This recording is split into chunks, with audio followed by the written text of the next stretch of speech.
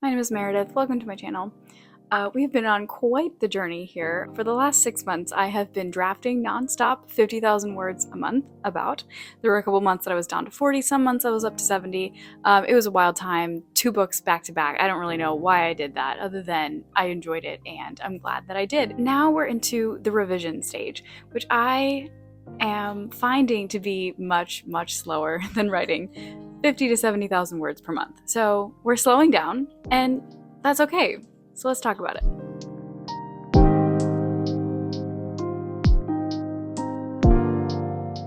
So was my plan to slow down? No, it was not. It was to go full steam ahead. I'll put my plan video of what I wanted to happen this year up there, but basically it was for all of January to be me rereading this novel that I was going to revise, and then to come up with an editing plan, and then all of February to be revising it, and then to send it off to my husband to read in April. So that's not going to happen.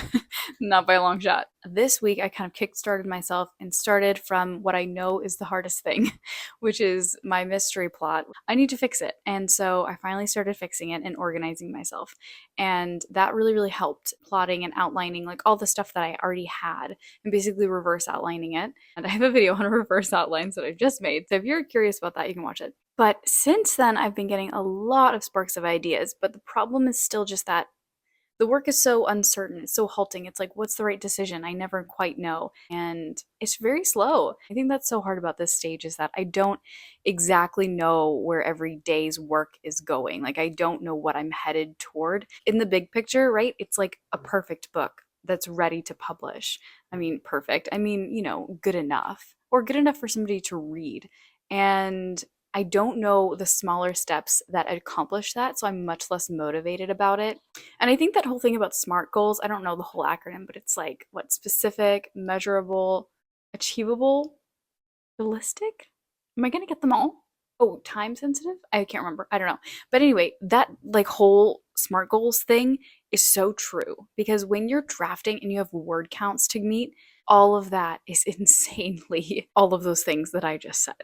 But when you're in this editing sludge and you're kind of like, I don't know exactly how to make this what I want it to be, but I know that I just have to keep going little by little, day by day, there's just a lot less motivation because all of those 5 factors are just not there, right? Like achievable, like I don't know if this is achievable. Measurable, nope, not at all. Specific, nope, not specific. I just have to generally make this better. And so I'm trying to basically, out of this sludge of editing, create SMART goals. And that's hard because, again, the process keeps morphing and changing. The book keeps morphing and changing, and my thoughts on it. So I'm trying to basically break it down into little steps. And I have a task list of all the things that I need to do, like outline this, figure out this, world build this specific thing, create this guidebook, those types of tasks that I'm hopeful will translate into things like SMART goals and motivate me a little bit more. Because I definitely have experienced some demotivation in the past 2 weeks. I will not lie about that. I am so ready to tackle this thing. I think it's just that I don't know how. But today I actually got a lot of momentum. And this is the next thing I want to talk about, which is basically what to do when you are in a slump like that, where your brain just isn't coming up with the ideas that you need because everything is full of holes and you just have to fix all of them. And you're like, how do I do this? Where do I start? What I've been doing is devouring all other types of content. So I've been reading books like nobody's business. I've been audiobooking, ebooking, and physical hard copy booking. On top of that, I'm listening to a separate audiobook with my husband whenever we're doing tasks that like we can just listen to an audiobook like cleaning the kitchen or going for walks or whatever. We just finished one and then we're going on to a new one. And so I'm getting like 4 different stories at one time. I'm trying to go through them as fast as I can. And then I'm also watching a lot of TV in my spare time.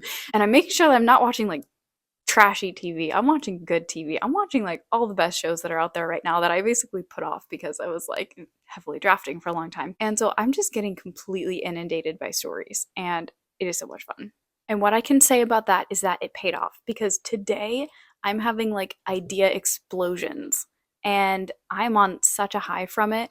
I know it's not going to last, but I'm here for it while it is. Honestly, I feel pretty optimistic about like where my book is going because of all these ideas that I've been getting today. And that's from a combination of taking it slow, taking the revisions slow, and basically just focusing on organizing my thoughts. Like that was the most important thing, was like I feel so scattered and so lost in my own book that I created that I need to organize it, and I don't even know how to do that. But I spent some time actually just trying, and combined with all the different books that I've been exposing myself to recently, this brain explosion has happened. And so I'm like, okay, this is the perfect combination for when you feel lost. Spend time with it, organize it, and also just get tons of other ideas. For me, this is like a magic fix. But the idea explosion does not mean that now I'm going to be going fast, because basically I'm realizing that I have to go slow in this process. And that's really what I want to get to, is the fact that like there are just times when things have to be slow in order to get done, and you can't rush them because they have to percolate. You have to just give yourself time to generate new ideas that are better than the old ones that you slapped on there because you were going fast. Now that's not what stage I'm in anymore, and this stuff takes longer, and I just have to keep thinking through things. But here's the best part. I love it. Now that I've figured out like where I'm going and have actually some direction and have the like momentum enough to actually work on it, I really am just so enjoying the process step by step. But that doesn't mean that it's going to go any faster. So don't hear me complaining about editing or revising, because I am not. And honestly, like the rush that I got today of realizing how much better I can make this is just making me so happy. I think just the confusion of how many pieces I put into this in the first place was really the thing that was kind of taking the joy out of it. Was just like, there's so much here. I cannot believe myself that I put this much into it. I have to sort through it all because I put it there, and so I've got to figure out what to do with it all. I'm just like, why did I do this? Why can't I just be a plotter? But I'm not, so that's okay. This process of taking it slow is allowing room for other things, and basically allowing room for not just a volume of thought, but now a depth and a quality of thought and ideas that I didn't have before. And so it's not a bad thing.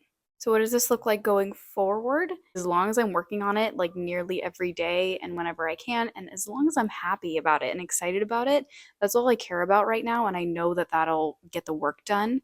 And so as long as that's there, I will continue working on this for as long as it takes. For now, brainstorming. I am on a brainstorming kick. I am on a hiatus from word counts, and I am slow.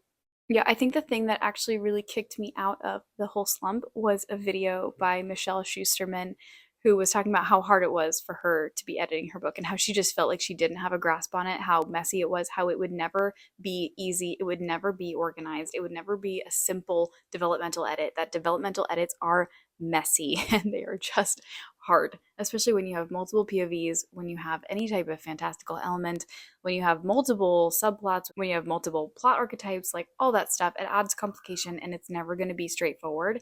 And so watching that video of hers, of like an author who's like put out books before and is like a professional ghostwriter, you should follow her. I'll put her link below. It was so encouraging. I was just like, oh my gosh, other people feel this way too.